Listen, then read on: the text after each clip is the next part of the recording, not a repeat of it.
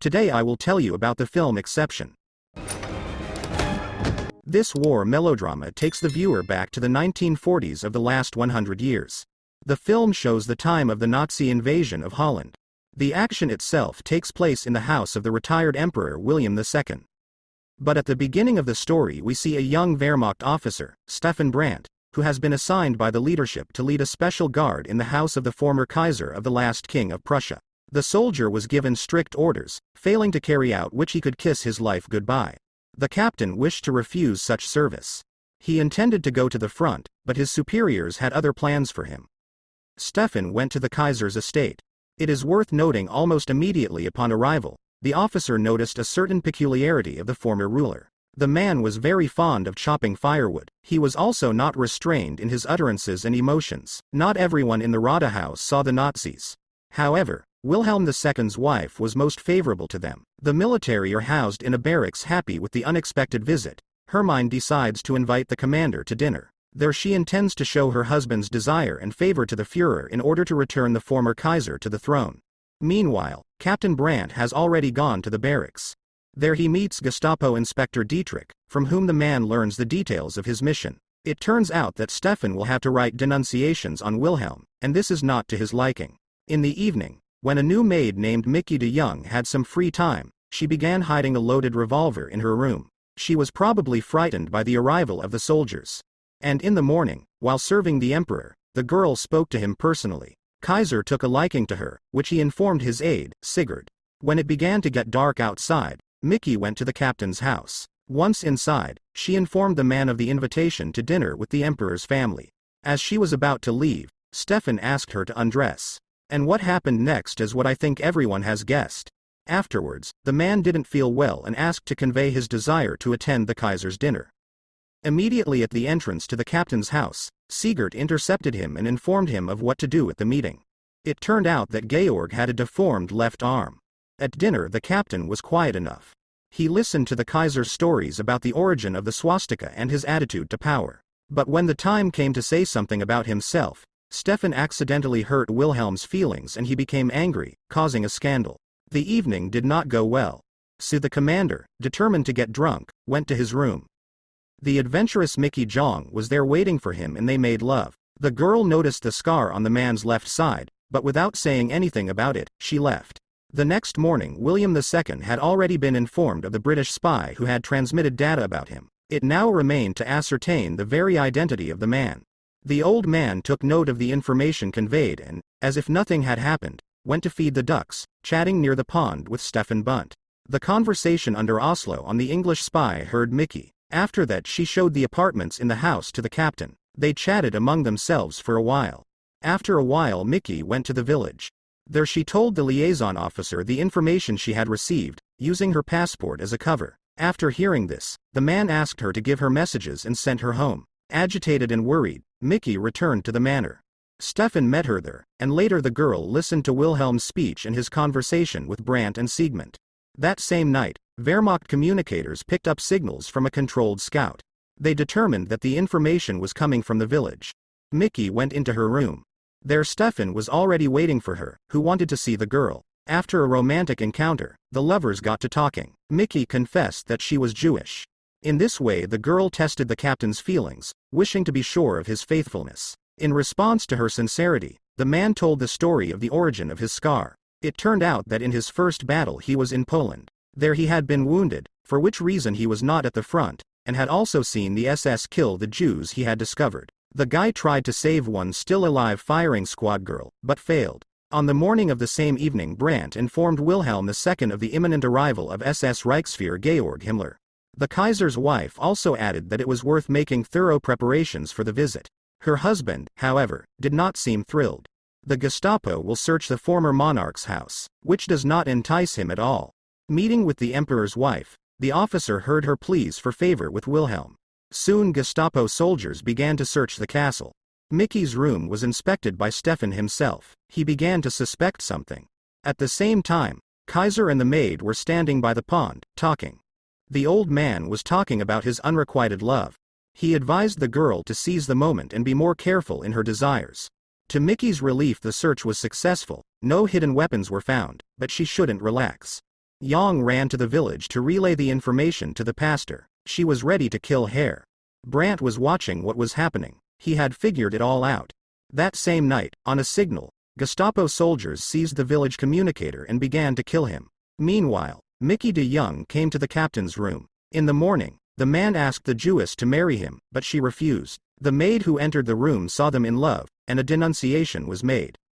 Enraged at the neglect of the rules of the Empress, she told about the behavior of the captain and the maid. The noblewoman wished to have the guilty dismissed, but her husband forbade this. He remained alone with his subjects and recounted the adventures of his youth. The Kaiser forgave the convicts and let them go. Brandt was summoned by Dietrich, who showed the beaten parson. The men praised the Gestapo for the job they had done, but as they went outside, they clearly felt sorry for the martyr. While Mickey was loading the revolver, there was an argument between the town clerk and the mistress. The servant was unsure of the right visit, and the woman was angry with him. And so Himmler arrived. The moment that had been awaited had arrived. Hitler's right-hand man, after listening to the congratulations to his address, decided to stay in the rooms. Mickey, on the other hand, kept her malicious gaze on the Nazi the whole time, literally burning right through him. The captain saw this and after the ceremony immediately decided to talk to her. The spy refused, but Stefan told her about the Gestapo interrogation of the communicator. He was disappointed. The guy believes that the girl was using him for her own purposes. The man asks his beloved to leave so that she can save herself. They both understand the difficulty of the situation. At this time, the former empress knocks at Himmler's chambers. Seeing the naked mistress of the SS, the lady falls into a stupor, but quickly remembering why she came, begins a conversation. The woman tells the Führer about the plight of the servants. A great deal of money is spent on them. Therefore, wishing to placate her master, she gives him a tidy sum. After receiving her thanks, she leaves to find her spouse. Wilhelm was sitting on a bench in the garden. The couple discussed the possibility of moving to Berlin, and later they gave orders and bid farewell to their entourage. While there was dinner, Dietrich and Captain Brand, who had just come downstairs, sat down to drink schnapps. But no sooner had they purchased shot glasses than Himmler entered the room. He poured the drink for the injured fighters and began talking to them about an important secret case.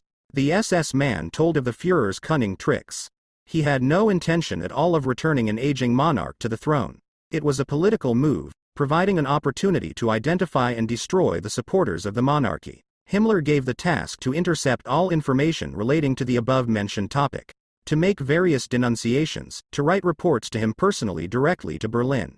Over dinner Himmler talked about the allies of Germany, also talked about the struggle of the Nazis against the Jews. He reported on scientists' experiments on handicapped children. Ways of getting rid of other nationalities were being developed. The cruelty of the Führer was astonishing to everyone present. However, the SS man continued to speak passionately about the terrible plans and experiments that were being conducted on children. After dinner was over, Mickey reminded Brandt of his exceptionality. That he was different from others. Soon meeting Siegmund in the foyer, Brandt asked the question, "Colonel, can an officer be devoted to anything more than his country?" To this, the astonished man enigmatically asked what was his country to the young man. Having received the answer, Stefan decided to inform him of the Führer's cunning plan for the Kaiser. Stunned by the news, the colonel thanked the captain. Thereupon the conversation ended, and the men dispersed to their rooms. That night Mickey's lover did not find the girl in his room. He had lost her. And in the night, Yang came to the Wheeling Wood to the monarch, who told the truth and relayed Winston Churchill's message to William II. The Kaiser had a fit. The girl ran to call for help and in her haste met Stephen, who asked her to confide in him so that he could save her. Meanwhile, a worried Hermine ran up to Wilhelm, and her husband told her what had happened. He promised never to return to Berlin. The women were touched by her husband's revelation and kissed, both accepted their fate.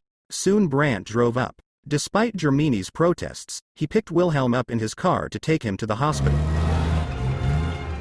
It had been a stormy night. A pursuit began for the new maid. She was waiting for her lover's car, in which Kaiser was already lying. He guessed everything and let Mika in the car. As she drove up to the gate, which had already been cordoned off by the Gestapo, Stefan asked the girl for a revolver. When the car had a chance to pass, the transport stopped Dietrich in fear of his discovery. Mickey had already prepared to swallow the poison, but she was stopped in time by Wilhelm. Seconds later, Brand drew his weapon and killed the 3 soldiers along with Dietrich with a well-aimed shot. In a quieter atmosphere, the former servant girl thanked the monarch. He, having had time to say goodbye to her, fell asleep, praising the beauty of her hands one last time. After a while the captain stopped the car. The lovers went out to talk and say goodbye. They did not believe in a happy outcome. The girl was afraid that the officer would be killed, but he beat her to it by telling her about his acquittal to his superiors. The blame for the murder of the Wehrmacht soldiers would be placed on the British spy. The pair did not want to part, but time began to run out. And, having said goodbye, Stefan proposed to Mickey, to which she agreed. Brandt destroyed the evidence and, thanking the Emperor, took him to the hospital. Time passed and the protagonist received a letter. The man opened the message and guessed it was from Mickey de Jong. They would meet in London, where he would learn that he was about to become a father. Anything could happen in the distant future. And perhaps the story might even have a happy ending. That will be all, gentlemen. If you want to see more videos like this, don't forget to subscribe, leave a comment and like it. See you soon. Take care.